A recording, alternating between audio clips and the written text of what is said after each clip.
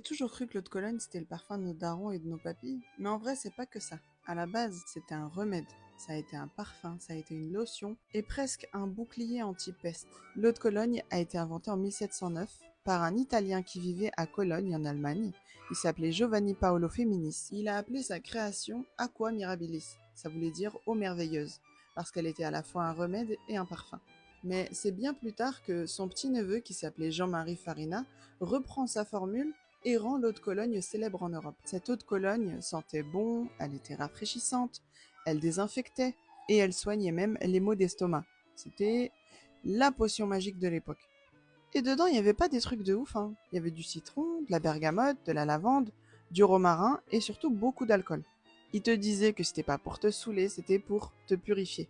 Et c'était tellement à la mode que les pharmaciens la vendaient comme remède multi-usage. Et à l'époque, quand Versailles puait bien, eh ben, tout le monde mettait de l'eau de Cologne partout.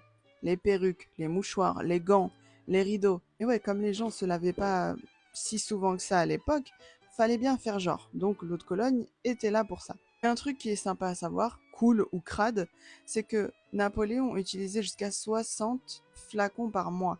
Il en mettait même dans son bain. Faut remettre l'eau de Cologne à la mode.